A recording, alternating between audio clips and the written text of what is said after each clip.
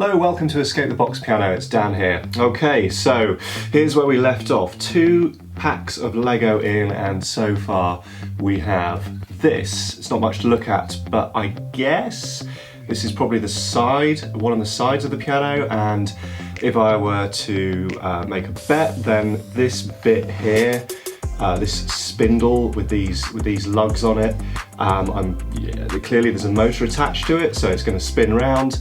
I'm going to guess that the keyboard sits on top of that, and that these bits give the impression of the keys going up and down.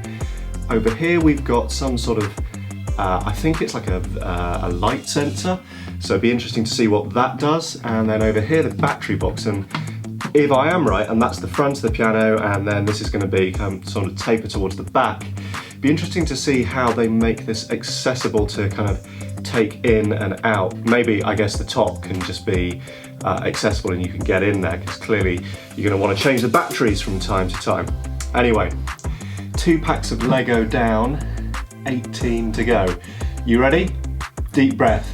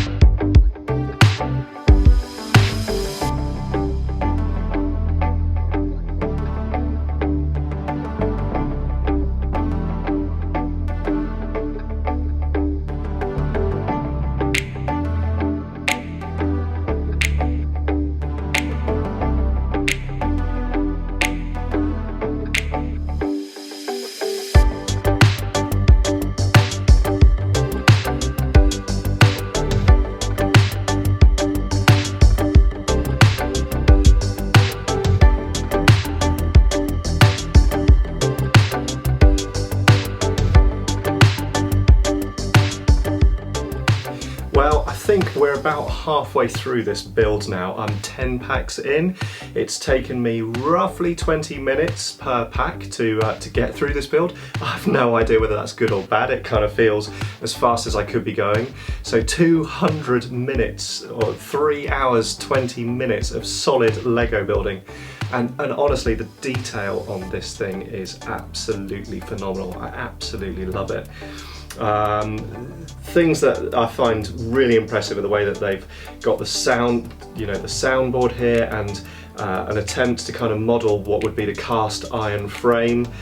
I love the fact that they're using these red pieces, which they positioned and perfectly contour where the felt would be on a real grand piano, particularly a Steinway or a Yamaha model where they use red felt. And you absolutely find that here, and then up here. I love the holes that would be drilled into the cast iron frame, which expose more of the soundboard from underneath, allowing more of the sound waves to come out. I guess with the stringing, they couldn't have done anything other than the way it's strung. Cross-stringing, I don't think they could have made work. It makes perfect sense to me that these strings are in straight lines. If I've got a couple of minor niggles or criticisms, and can one be critical of such a phenomenal build? There's just like a couple of little things. With the longer strings, they're clasped at each end, and that holds these strings absolutely straight, which is great. With these 5 smallest strings, they're clasped at the bottom, but there's no kind of mechanism, no allowance to clasp them at the top. And because they're relatively flimsy plastic tubes, they do just bend a little bit. Bad lighting, you can't really see there, but they're not. They just don't keep them perfectly straight. But honestly, it's a really minor thing.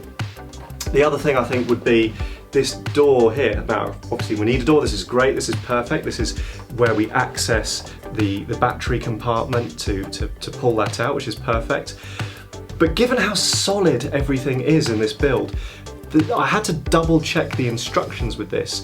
It just felt a bit flimsy, a bit wobbly as I was putting that together. And I guess I was expecting it to maybe be clasped a bit more firmly where it actually shuts. But you know, as I said, only halfway through this build, maybe the introduction of the lid and the other parts, the other components of this model will add a little bit more rigidity to that whole thing. And honestly, it works pretty well. But there's so much to love about this. One of the particular things is, and this was one of the last introductions, this was in pack 10, is the sustain pedal. In fact, the whole pedal block here, but the sustain pedal is actually connected mechanically to these pins here, which I weren't sure what they were to start with, but it's clear to me now that they're going to have dampers on top. And when you press the sustain pedal up and down, it actually, I don't know if you can see that, lifts the pins up and down. So the dampers are going to lift off the strings, which is of course mechanically exactly what would happen in the real grand piano, which is brilliant. And I think it's going to be brilliant that the key block, which is clearly going to be part of the next bit of the build, is going to be removable. You can pull that in or out. Really, really looking forward to seeing how that comes together. So I guess need to crack on with the rest of the build and look forward to seeing you in hopefully what will be the third and final part of this build. And then by the end of that, we'll have the whole thing together. I'll see you then.